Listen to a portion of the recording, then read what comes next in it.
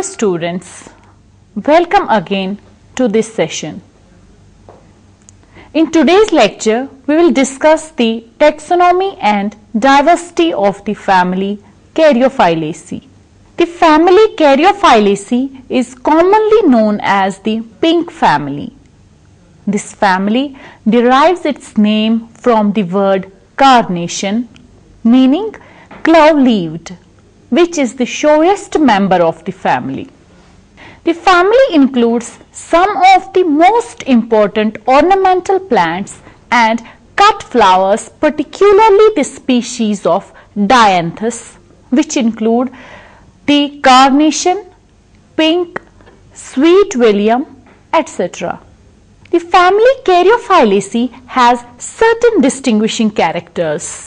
That is, those characters that are almost always present, and these include stem with swollen nodes, leaves always opposite, cincinous inflorescence, corolla caryophyllaceous and petals free, flowers actinomorphic, bisexual and hypogynous, stamens 10 or lesser and obdiplostemonous, ovary unilocular with free central placentation, and fruit a capsule opening by teeth or valves. The common genera of this family are dianthus, which is cultivated as ornamental, saponaria, plants with abundant soapy juice, Sitillaria, which is a herbaceous weed, Spergula, a common weed in or near the wheat and barley fields, and Lichnus with unisexual flowers and is found usually in hills. We will first discuss the taxonomy of the family Caryophyllaceae, and we will start with the habitat. That is, the area or environment where an organism normally lives. Plants in Caryophyllaceae are halophytic to xerophytic. Habit or the characteristic appearance, form or manner of growth in Caryophyllaceae shows that the plants are mostly annual or biennial herbs or rarely small trees. They can even be shrubs, subshrubs or vines with anthocyanin pigments. They may be succulent or non-succulent. In Caryophyllaceae, the root is usually branched taproot, that is, the root that develops directly from the radicle. But sometimes the plants also bear rhizomes. Stem is erect or slightly decumbent, usually with swollen nodes, and may be glabrous or pubescent. The branching in stem is usually dichotomous but sometimes monopodial. In Caryophyllaceae, leaves are usually opposite and decussate, or they are rarely alternate, as we can see in Corygiola. They are sessile, simple, entire and linear to lanceolate in shape, often connected at the base by a transverse line. Leaves are usually exstipulate, and if sometimes stipulate, then the stipules are scarious. Leaf base is usually connate or perfoliate and sheathing. In Arctic forms of Caryophyllaceae, the leaves are usually highly reduced. Inflorescence in Caryophyllaceae is basically in terminal dichasial cymes, then transforming into monochasial cymes of cincinous type. Sometimes solitary terminal inflorescence is also present, as we can see in Arenaria and Agrostima. In Caryophyllaceae, the flower is bracteate, bracteolate, pedicellate or sessile. actinomorphic and usually pentamerous. But the flower is sometimes tetramerous also, as we can see in Sagina. They are mostly bisexual or rarely unisexual, as we can see in Lychnis. Flowers are mostly hypogynous or very rarely they are perigynous, as we can find in Arneria. Epicalyx, which is a whorl of small bracts at the base of certain flowers resembling an extra outer calyx, is occasionally present in Caryophyllaceous members, as we can see in Dianthus. Floral receptacle often developing into a gynophore, which is a prolongation of the receptacle with the gynoecium at its apex. The hypogynous disc is also present. In Caryophyllaceae, the perianth is usually biseriate, that is, arranged in two whorls with a distinct calyx and corolla. Very rarely the corolla is wanting. In Caryophyllaceae, the calyx comprises 5 sepals. Rarely the sepals are only 4, as we can find in Sagina. They are usually connate proximally into a tube or cup and are thus synsepalous, as we can find in Silene and Dianthus. Or sometimes the sepals are distinct or aposepalous, as we can see in Citalaria. The sepals are herbaceous or scarious, regular and usually persistent in the fruit with imbricate astuation. So far as the corolla is concerned, in Caryophyllaceae, this corolla comprises 5 or 4 petals. It's rarely wanting, as in Sagina apetala. The corolla is distinct or apopetalous, often unguiculate, that is, differentiated into a distinct claw and limb with an appendaged joint between the two. It's often notched, as we can find in Serratium, or bifid, as we can see in Cetalaria, and can even be fringed or entire. This corolla is usually caryophyllaceous, showy and regular with imbricate or twisted astuation. At the junction of the limb and claw, or at the corolla throat, there is an outgrowth or a ligule which constitutes the so-called corona. The corona is absent in Agrostema and Gypsophila, but is present in Dianthus, Lychnis and Silene. Androecium consists typically of 5 or 10 stamens, which are uniseriate or biseriate and obdiplostemonous. That is, the outer wall of stamens are opposite the petals and the inner wall opposite the sepals. Or they are epipetalous or sometimes episepalous. The filaments are either free, that is apostemonous, or are basally connate. The anthers in Caryophyllaceae are dithecous, introse and longitudinal in dehiscence.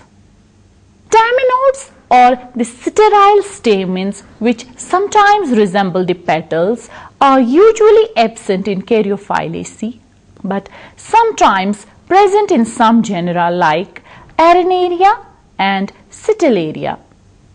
Floral development studies, however, indicate that the obdiplostemony is not true in this family, but is primarily created by the mechanical pushing out of the inner wall of stamens. Gynoecium in Caryophyllaceae comprises usually 2 carpels, as we can see in Dianthus and Saponaria, or they are 3 in number, as in Silene, or 5 as in likeness. Very rarely the carpels are less in number. The carpels are usually united or syncarpous. The ovary is usually superior but is also slightly inferior as in Arenaria. It's unilocular or imperfectly 3 to 5 celled. Ovules are usually numerous, but a single basal ovule is present in Paronecia. Styles are free and as many as the carpels or are connate. Placentation is usually free central, at least below, or it's basal. The free central placentation is derived from exile placentation due to the breaking down of the septa. The exile placentation is persistent in polycarpon. Ovules are campylotropous, hemianatropous to amphitropous and are usually bitegmic. The fruit in Caryophyllaceae is usually a dry capsule opening by teeth, that is with denticidal dehiscence. Or the fruit is rarely a berry with irregular dehiscence, as we can see in Cucurbellus, or it can even be an achene. Seeds are endospermic or non-endospermic, but perisperm is often present. The cotyledons are 2 in number. Embryo is achlorophyllous and usually curved, but sometimes coiled or straight. The seed coat is often sculptured. When we talk about the pollination in Caryophyllaceae, it's usually found to be entomophilous. Insects are attracted by the nectar and the color of the flowers. Seed dispersal in Caryophyllaceae occurs mainly by wind and the animals. After discussing the taxonomy, we now come to the systematic position of family Caryophyllaceae. Different taxonomists have classified the family differently, but some of the prominent ones are: number 1, Bentham and Hooker, the 2 British botanists, placed the family Caryophyllaceae in class Dicotyledons, subclass Polypetalae, series Thalamiflorae and order Caryophyllaceae. Arthur Cronquist, an American taxonomist, placed the family Caryophyllaceae in the division Magnoliophyta, class Magnoliopsida, subclass Caryophyllaceae and order Caryophyllales. Armin Takhtajan, a Russian taxonomist, placed the family in the division Magnoliophyta, class Magnoliopsida, subclass Caryophyllaceae, superorder Caryophyllaceae and order Caryophyllales. Rolf Dahlgren, a Danish botanist, placed the family in the class Magnoliopsida, subclass Magnoliidae, superorder Caryophyllaceae and order Caparales. Robert Thorne, an American taxonomist, placed the family in the class Angiospermae, subclass Caryophyllaceae, superorder Caryophyllaceae and order Caryophyllales.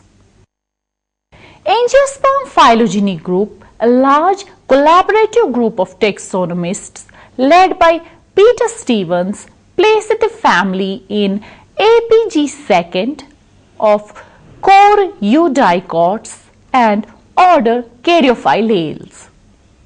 We now come to the phylogeny of Caryophyllaceae. There are 2 views regarding the origin of Caryophyllaceae. According to the first view, as proposed by Eichler, the family Caryophyllaceae is believed to have originated from Phytolaccaceae, particularly the genus Stagnosperma. This genus has two whorls of stamens, the outer whorl being modified into petals.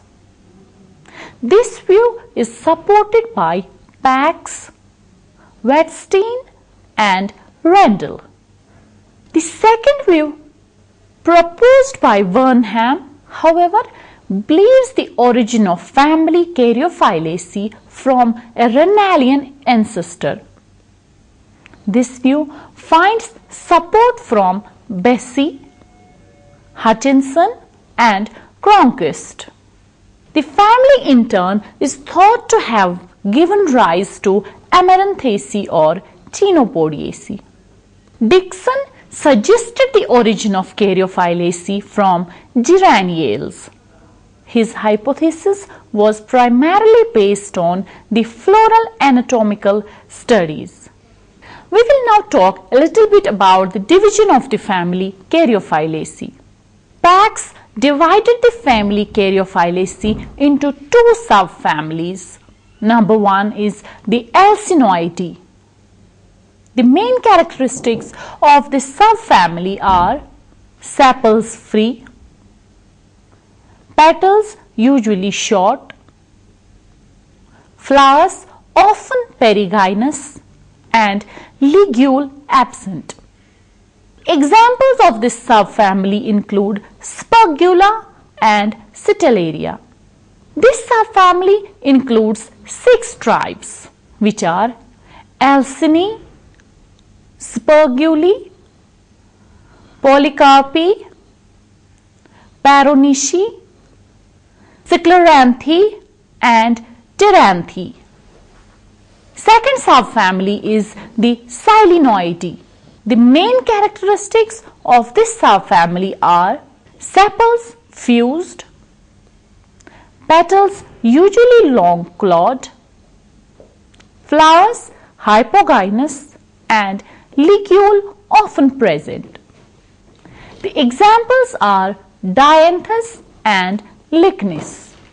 The subfamily includes 2 tribes, which are Lychnidae and Dianthae. Teuton et al. Divided the family into 3 subfamilies. One, Alsinoideae, in which the stipules are absent and petals are free. Second, Silenoideae, in which the stipules are again absent but petals are united. And third, the Paroniaceae, where the stipules are present and petals are free or united. Many taxonomists, however, consider the last subfamily, which is the Paroniaceae, as a basal grade of the primitive members of this family, which have retained many plesiomorphic traits. Now we will talk about the diversity of the family Caryophyllaceae. Caryophyllaceae is a moderately large family comprising 89 genera and 3,000 species, found mostly throughout the North Temperate Zone, especially in northern Mediterranean countries, although its members are also well represented in the Northwest. The Mediterranean region is considered as the center of distribution of the family Caryophyllaceae. Genera such as Silene, Lychnis, Arenaria and Sagina are found in the cold Arctic region, while as the genera such as Colobanthus and Laelia are distributed in colder regions of the southern hemisphere, that is the Antarctica. Some of the larger genera include Silene or catchfly with about 700 species, Dianthus or common carnation with 300 species, Arenaria or sandwort with 200 species, Gypsophila or baby's breath with 150 species, Stellaria or chickweed again with 150 species, and Cerastium or mouse ear chickweed with about 100 species. In India, the family is represented by over 20 genera and 100 species. We now come to the economic importance of the family Caryophyllaceae.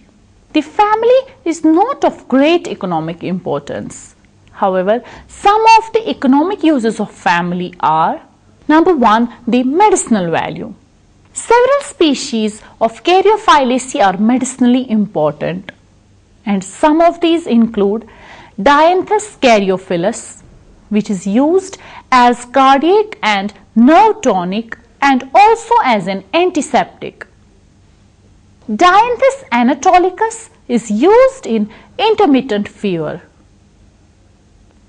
Dianthus sinensis is useful as diuretic and is also used against gonorrhea. Lychnis coronaria is useful in the treatment of liver and lung disease. Silene apetala is considered as a useful remedy in eye troubles. Spagula arvensis seeds are used in the treatment of lung tuberculosis. Stellaria media leaves are used against inflammations of digestive and respiratory tracts and also for the treatment of malaria. The family Caryophyllaceae also presents many ornamental plants. Some of these are Dianthus caryophyllus, the common carnation, which is mostly preferred for cut flowers. Dianthus barbatus or sweet William, which is ideal for border decorations and cuttings. Dianthus plumaris or pink is best suited for rock gardens and edges, but is also used as cut flower. Dianthus sinensis or the rainbow pink is ideal for borders and floral arrangements. Gypsophila paniculata or baby's breath is a good choice for cut flowers and is also effective for a perennial border. Silene pendula or catch fly is grown for mixed or annual borders and rock gardens. This species is also grown for cut flowers. Lychnis coronaria or campion is a choice plant for wild gardens or along the herbaceous borders. Saponaria osimoides or the common soapwort is most effective in a rock garden, trough or raised bed and useful for a mixed or herbaceous border.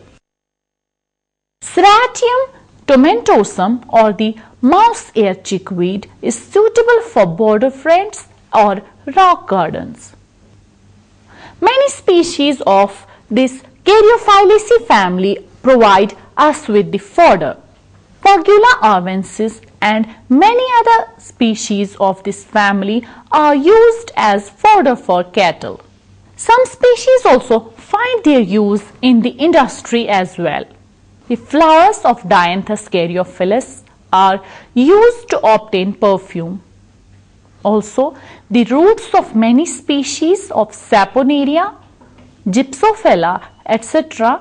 contain saponin and are used for washing wood and silk. Lastly, the family also includes many troublesome weeds such as Stellaria media, Cerastium arvens, Silene conoidea, Saponaria vacaria, etc. With this, we come to the end of today's lecture, in which we thoroughly discussed the taxonomy and diversity of the family Caryophyllaceae.